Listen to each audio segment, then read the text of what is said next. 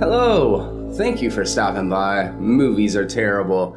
I'm Jeremy, and on this review, we're going to be talking about Tales of Halloween. So this is a 2015 anthology. It's directed by several kind of known names in the horror genre. It's kind of a horror comedy, and anthologies are kind of a tricky thing to review, right?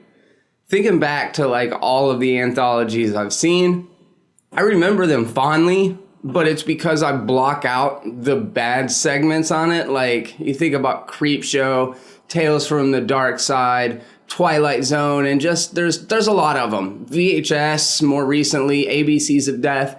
And they're kind of like a mixed bag. Some of the episodes, some of the short films within them are good, others are bad. And that's kind of the case with Tales of Halloween. But I am happy to report it's actually more good than bad, which is always refreshing. And Tales of Halloween is actually able to capture the spirit of Halloween and kind of feels like what I remember loving about Halloween without being another one of those 1980s kind of nostalgia fest where it actually is a period piece and every little detail in the movie is very of the era. Because Tales of Halloween actually takes place in modern day. The kind of wraparound segment is directed by Neil Marshall, who is a very distinct voice in the horror genre. Plus, he directed some episodes of Game of Thrones, which I'm a casual fan of, I guess you could say. The wraparound segment is voiced by Adrienne Barbeau, and she's playing a radio host. We only hear her in voiceover, and it's like she's doing a Halloween radio show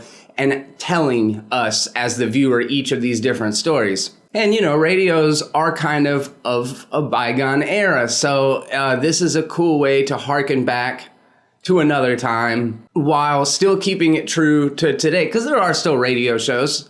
They're just much less common. So all of this movie, each of these stories takes place in the same town.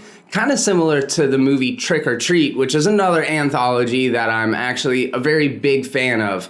Tales of Halloween is a tiny budget little movie, and despite that, it features tons of very iconic and recognizable faces. I hate to name one of them or 10 of them because I can't name all of them, but if you are a fan of the genre, then part of the fun of watching Tales of Halloween is going through and watching it and be like, oh shit, it's this person. Oh wow, I recognize them. One of the things that works to Tales of Halloween's benefit is the fact that it's more of a horror comedy than it is a horror. So it's never taking itself super seriously.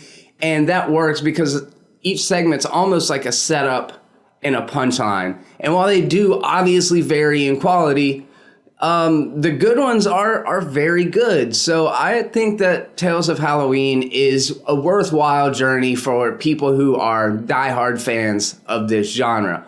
On a scale of 1 to 5, I am giving Tales of Halloween, 3 stars. So there's a couple standouts that I wanted to touch on, just so as you're watching it, you can know which ones really resonated with me. One of them is Friday the 31st, and it opens up like a slasher film. There's a masked killer chasing down a girl. He ends up following her into the woods when a UFO shows up out of nowhere. And what comes out of the UFO is this little stop motion alien, which again, hearkening back to a different time while still being a current movie. And this little alien's like, trick or treat. And then the slasher killer doesn't know how to deal with it. The alien ends up possessing the girl that the slasher killer was chasing. And it ends up being a battle between almost like a possessed female character and this hillbilly, inbred, very Jason-esque character. And I had a lot of fun with that one. That's one of the better segments.